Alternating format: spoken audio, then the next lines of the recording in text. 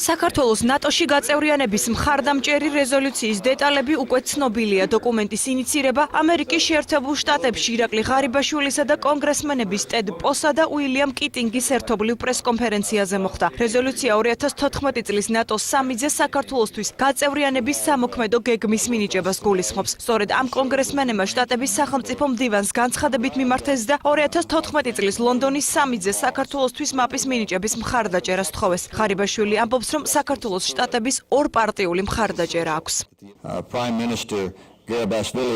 მინდა მივესალმო პრემიერ ღარიბაშვილს, ასევე ქართულ დელეგაციას. მინდა გაცნობოთ, რომ საქართველოს აქვს როგორც რესპუბლიკელების, ასევე დემოკრატების მხარდაჭერა. საქართველოს მთავრობა არის პროგრესულად მოაზროვნე და მიისწრაფის ევროატლანტიკურ სტრუქტურებში. მე თავად მქონდა პატივი ერთი კვირით საქართველოში ყოფილიყავი და საკუთარი თვალით მენახა რუსული აგრესიის შედეგები, ასევე ქართველი ხალხის მისწრაფება დასავლეთისკენ. თუ ჩვენ შევხედავთ თუ რა ხდება რეგიონში, როგორ იბრძვის უკრაინელი ხალხი ევროპული ღირებულებებისთვის, ძალიან მნიშვნელოვანია დემოკრატიული პროცესების დაჩქარება. ჩვენ კონგრესის სხვა წევრებთან ერთად მხარს უჭერთ საქართველოს ევროატლანტიკურ მისწრაფებას, რათა ქვეყანამ ძალიან მალე მიაღწიოს ეკონომიკურ პროგრესს. საქართველოს გავს პროგრესულ ნაბიჯებს ნატოსკენ. აღსანიშნავია ისიც, რომ საქართველოს მოსახლეობის 80% მხარს უჭერს ქვეყნის ევროატლანტიკურ ალიანსში ინტეგრაციას. მე მინდა მადლობა გადაუხადო კონგრესმენებს. ჩემი მთავრობის უმთავრესი პრიორიტეტი ამერიკის შეერთებულ შტატებთან ურთიერთობაა, რადგან ეს დაეხმარება ჩვენი ქვეყნის სხვადასხვა დარგების განვითარებას, ასევე ევროატლანტიკურ სტრუქტურებში ინტეგრაციას. ჩვენი სამხედროები იბრძვიან ავღანეთში და იცავენ მშვიდობას მთელს მსოფლიოში.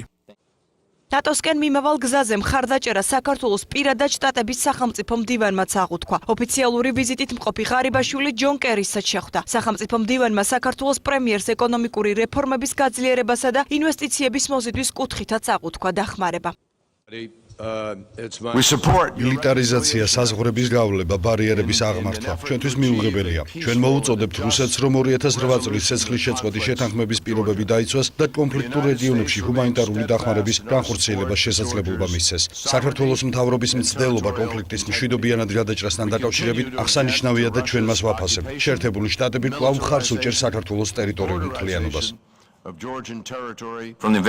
მინდა უსაფრთხოების ტერიტორიული ერთიანობისა და სხვა მიმართულებით თქვენი მუდმივი მზადყოფნისა და დახმარებისთვის მადლობა გადაგიხადოთ. ეს ძლიერი სტიმული გახლავთ ჩვენთვის, რომ კიდევ უფრო მაღალ პლანზე ავიყვანოთ დემოკრატიის გაძლიერება. საქართველოს ტერიტორიების 20%-ზე მეტი რუსეთის მიერაა ოკუპირებული. ასევე უნდა აღვნიშნოთ, რომ საქართველოს ამერიკის გვერდით დგას. მინდა უსაფრთხოების ტერიტორიული ერთიანობის და სხვა მიმართულებით თქვენი მუდმივი მზადყოფნისა და დახმარებისთვის მადლობა გადაგიხადოთ. ქვეყნებს შორის ეკონომიკურ თანამშრომლობაზე საუბარი ამერიკელ ბიზნესმენებთან შეხვედრაზე გაგრძელდა. ღარიბაშვილი მათ საქართველოს ეკონომიკურ მდგომარეობასა და ბიზნეს გარემოზე ესაუბრა და საქართველოში მოიწვია. საქართველოს აქვს ამბიცია გახდეს რეგიონის ჰაბი ვაჭრობისა და ბიზნესის კეთების მიმართულებით და რეგიონული ბაზა ნაციონალური წარმოებისთვის, განაცხადა ღარიბაშვილმა. პრემიერ-მინისტრის პატივსაცემად საქართველოს ამერიკის ბიზნეს საბჭოში საგანგებო მიღებაც გაიმართა. პრემიერის საბჭოს სახელით გამართულ სამუშაო სადილსაც დაესწრო. პრემიერ-მინისტრი დღეს საკმაოდ გახსნილი იყო საქართველოს შესაძლებლობებთან და იმ პრობლემებთან მიმართებაში, რომლებიც ჯერ კიდევ არსებობს. ჩემი ორგანიზაცია ინვესტიციებს აწარმოებს საქართველოს რეგიონული განვითარების ფონდში. ვაპირებთ გავაგრძელოთ ინვესტიციების ჩადება სვანეთში, კახეთსა და სხვა რეგიონებში. აქ 30-მდე ბიზნესმენი იმყოფებოდა და შეხვედრამ ძალიან პოზიტიურად ჩაიარა. არაჩვეულებრივი შეხვედრა იყო. პრემიერ-მინისტრთან გამართული შეხვედრის შემდეგ უფრო მეტად დავინტერესდით საქართველოში ახალი ინვესტიციების განხორციელებით. დიალოგი შედგა იმაზე, თუ რა უნდა გაკეთდეს ჩვენი მხრიდან, უფრო მეტად რომ გავიტანოთ ობიექტური ინფორმაცია საქართველოსდან და გავაცნოთ მათი შესაძლებლობები, რომლებიც საქართველოს ეკონომიკაში არსებობს. დაისახა ღონისძიებები ამერიკის არა მარტო დედაქალაქში, არამედ სხვა ქალაქებში, ეგრეთ წოდებული roadshows მოწყობა, ინფორმაციის გატანა.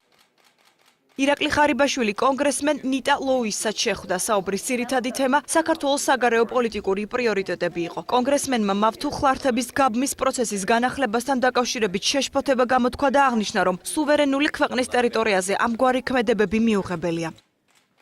პრემიერმა კიდევ ერთი შეხვედრა ამერიკელ კონგრესმენ დავინ ნუნიესთან გამართა. მხარეებმა საქართველოში მიმდინარე რეფორმებზე, ასოცირების ხელშეკრულების ხელმოწერისა და ნატოს 2014 წლის სამიტის პერსპექტივებზე იმსჯელეს.